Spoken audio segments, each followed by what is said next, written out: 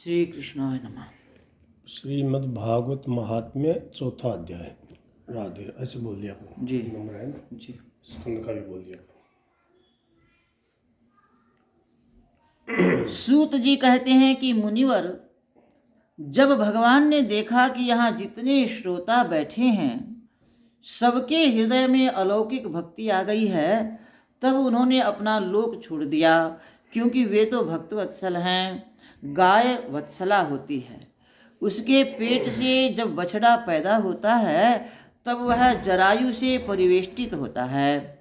उसमें पीब होता है, खून होता है, मूत्र होता है, गोबर होता है, पर गाय उसकी परवाह न करके बछड़े को जीभ से चाटती है। भक्तवत्सल भगवान उसी को कहते हैं जो अपने भक्त के दोष की ओर कभी नहीं देखते। किंतु वैष्णव लोग तो यह कहते हैं कि भगवान के लिए केवल भक्त के दोष को न जानना या जानकर उपेक्षा कर देना ही पर्याप्त नहीं है, बल्कि भगवान तो अपने भक्तों के दोष को अपना भोग्य बना लेते हैं। अब तो सबके हृदय में भक्ति वत्सल भगवान प्रकट हो गए। वनमाली घनश्याम पीतवासा मुरली मनोहर कांची कलाप कटी त्रिभंग ललित कौस्तुभधारी कोटि मन्मथ लावण्य हरिचंदन चर्चित परमानंद चिन्मूर्ति के आविर्भूत होते ही प्रसून वृष्टि जय जयकार और शंख ध्वनि होने लगी। वहाँ उद्धव जी भी गुप्त रूप से कथा श्रवण करने आए थे। उनके समेत सभा में जितने लोग बैठे थे उनको देह गेह सब भूल गया। श्रोताओं की यह तन्मयावस्था देखकर नारद बोले, महात्माओं, हमने भागवत के श्रवण की अलौकिक महिमा देखी है। सब के सब पशु पक्षी भी निष्पाप हो जाते हैं इसके श्रवण से। इसलिए चित्त शुद्धि के लिए इससे पवित्र संसार में दूसरी कोई वस्तु नहीं। आप लोगों ने तो भागवत के माध्यम से कोई नवीन मार्ग ही प्रकाशित कर दिया। प्रकाशितो कोपि नवीन मार्गः। सनत कुमारों ने बताया कि इससे तो दुराचारी, कुमार्गगामी, क्रोधाग्नि दग्ध, कुटिल, कामी सब पवित्र हो जाते हैं। असल में संस्कार की आवश्यकता ही विकार दूर करने के लिए होती है।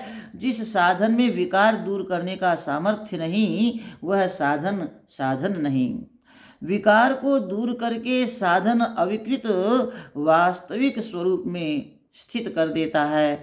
भागवत से झूठे लोग, माता पिता को दोष लगाने वाले, तृष्णाकुल, आश्रम धर्म रहित, दाम्भिक, मत्सरी, हिंसक भी पवित्र हो जाते हैं। पंच महापापी, छल छद्मकारी, क्रूर, पिशाच के समान निर्दय, ब्रह्मस्वपुष्ट, व्यभिचारी सबको यह पवित्र करता है। जो जानबूझकर पाप करते हैं वे भी इससे पवित्र हो जाते हैं। परस्वपुष्ट दुराशय भी इससे पवित्र हो जाते हैं।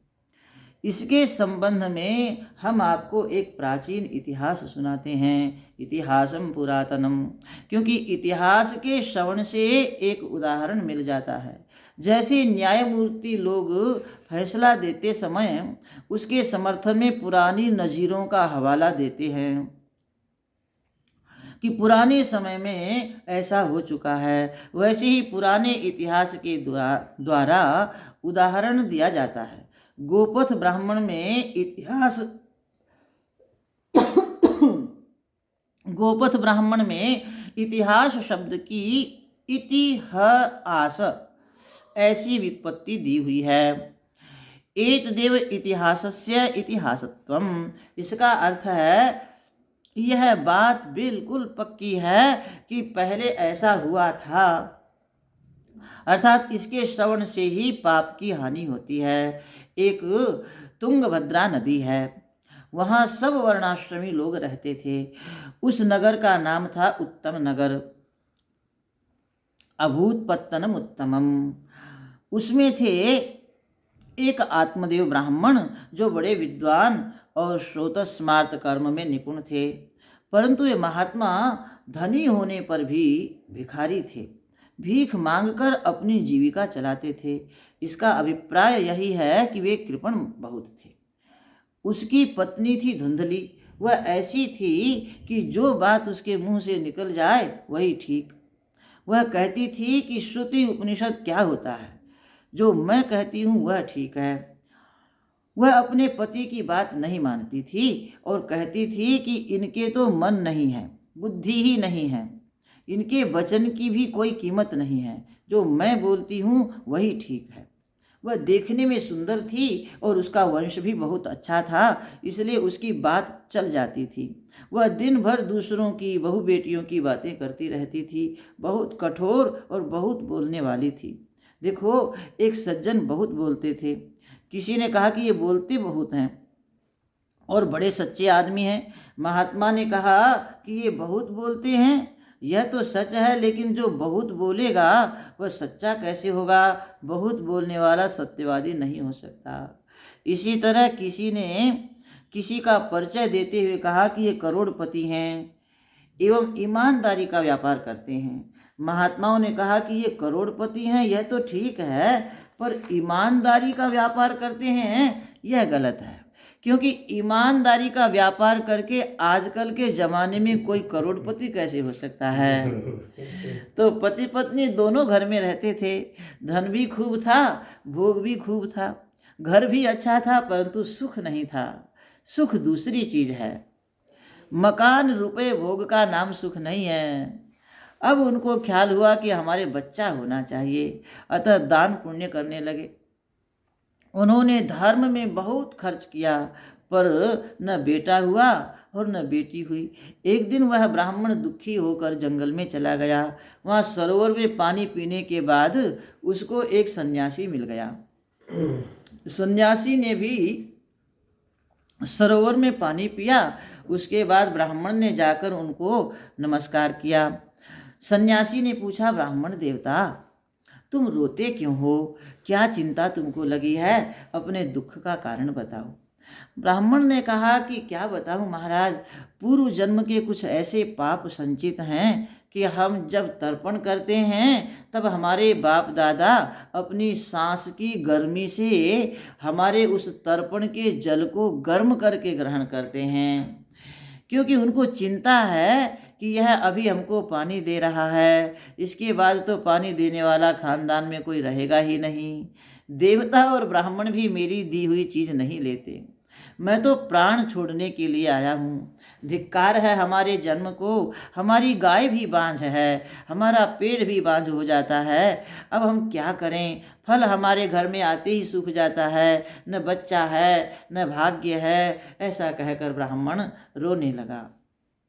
सन्यासी ने ध्यान से देखा और देखकर बताया कि तुम संतान की इच्छा छोड़ दो। कर्म की गति बड़ी गहन है। देखो, भागवत में यह प्रसंग अनेक बार आएगा कि लोग आशा करते हैं जब बच्चा होगा तो हमको बहुत सुख देगा, लेकिन बच्चा पैदा होकर इतना दुख देता है कि अंत में उनको घर द्वार छोड़ना पड़ता है। जब वैराग्य हो जाता है तब आदमी कहता है कि अच्छा हुआ, इसकी कृपा से हमको वैराग्य हुआ और हमने भगवान का भजन किया। लेकिन जब तक वासना रहती है तब तक बात समझ में नहीं आती। सन्यासी बोले, 7 जन्म तक तुझे बेटा बेटी कुछ नहीं होगा। बेटे के कारण सगर और अंग को बहुत दुख हुआ है। तू बेटा बेटी की आशा छोड़ दे। जो स्वयं अपना कल्याण नहीं करेगा उसके बेटा बेटी पैदा होकर कल्याण कर देंगे, यह तो दुराशा ही है। ब्राह्मण ने कहा कि महाराज, हमको विवेक नहीं चाहिए, हमको तो बेटा चाहिए। अब मैं तुम्हारे आगे मरता हूँ। सन्यास तो बिल्कुल सूखा है, न बेटा है न बेटी। सन्यासी ने कहा कि देखो ब्राह्मण, ब्रह्मा का लेख मिटाना नहीं चाहिए, इसमें कोई सुख शांति नहीं है, लेकिन तुम्हारे मन में बड़ा हठ है तो तुमको एक फल देता हूँ। इसे ले जाकर अपनी पत्नी को दे देना, तुम्हें पुत्र हो जाएगा। लेकिन तुम्हारी पत्नी को 1 वर्ष तक इन नियमों का पालन करना चाहिए। वह सत्य बोले, पवित्रता से रहे, दया करे, दान करे और एक समय भोजन करे। ऐसा कहकर योगीराज चले गए और ब्राह्मण देवता फल लेकर घर आए। पत्नी ने फल तो ले लिया, लेकिन अपनी सखी के सामने जाकर रोने लगी। हाय हाय, मैं यह फल खाऊंगी तो गर्भ रह जाएगा, पेट बढ़ेगा, खाना छूट जाएगा, फिर घर का काम कैसे होगा, डाका पड़ेगा तो भगूंगी कैसे, यदि कहीं बच्चा पेट में अटक गया तो उसको कैसे निकालेंगे। शुकवन निवसेत गर्भस तम कुक्षः कथम मृत सृजेत। वह टेढ़ा हो गया तो मैं मर जाऊंगी, या दुख कैसे सहूंगी। यदि मैं अशक्त हो जाऊंगी तो मेरी ननद सब घर की सामग्री उठाकर ले जाएगी। हमारे ब्राह्मण देवता तो अपनी बहन को मना करेंगे नहीं, क्योंकि इनका उससे बड़ा प्रेम है। घर की सब संपत्ति चली जाएगी, हमको तो बिना बच्चे के ही अच्छा लगता है। इस प्रकार कुतर्क करके उस ब्राह्मणी ने वह फल नहीं खाया। पति ने पूछा तो कह दिया कि हाँ खा लिया। भुक्तम चेत। उसने सत्य बोलने की सौगंध तो खाई नहीं थी। एक दिन उसकी बहन आई और उसने उनको सारा दुख बताया। बहन ने कहा कि मैं अपना बच्चा तुमको दे दूंगी, तुम चुपचाप गर्भवती के समान रहो। हम जाहिर कर देंगे कि 6 महीने का बालक मर गया, फिर हमारा बच्चा तुम ले लेना। समय पर ऐसा ही हुआ। एकांत में बड़ी खुशी हुई कि आत्मदेव ब्राह्मण के पुत्र उत्पन्न हो गया। बाजे बजने लगे, मंगलगान होने लगा, ब्राह्मणों को दान दिया जाने लगा, जातकर्म संस्कार हुआ। इधर धुंधुलू ने कहा कि हमारे स्तन में तो दूध नहीं है, मेरी बहन को बुलवा लो। आत्मदेव ने वैसा ही किया। जब नामकरण का समय आया तब आत्मदेव ने कहा कि हमारा नाम आत्मदेव तो हमारे बेटे का नाम ब्रह्मदेव। धुंधुली बोली कि नहीं, इसे तुमने अपने पेट में रखा है, मैंने अपने पेट में रखा है। नाम हमारे ऊपर होना चाहिए। मेरा नाम धुंधुली है और मेरे बेटे का नाम धुंधुकारी होगा। उसने जिद्द करके बेटे का नाम धुंधुकारी रखा। नाम मात्रा प्रतिष्ठितम। इधर उसे धुंधुली ने वह फल खुद न खाकर अपनी गाय को खिला दिया था, इसलिए 3 महीने बाद गाय से बालक हुआ।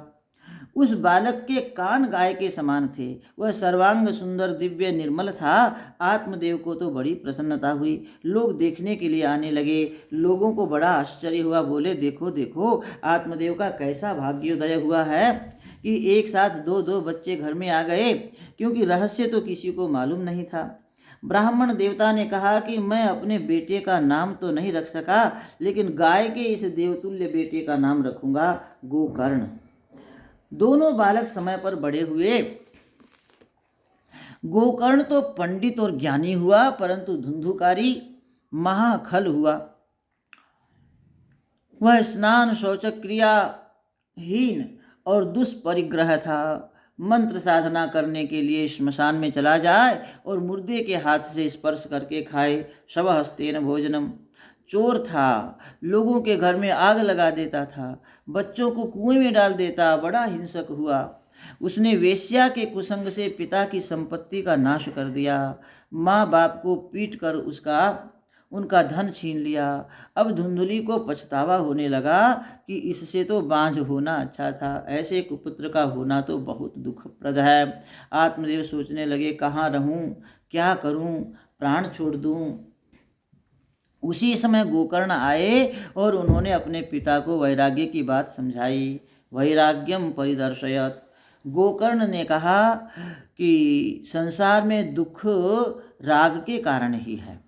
असल में जब कोई कहीं फंस जाता है तो उसको न ईश्वर मालूम पड़ता है, न गुरु मालूम पड़ता है, न धर्म मालूम पड़ता है, न अपना कर्तव्य मालूम पड़ता है। जिसके चित्त में किसी के प्रति राग नहीं, उसके चित्त में किसी प्रकार का दुख भी नहीं।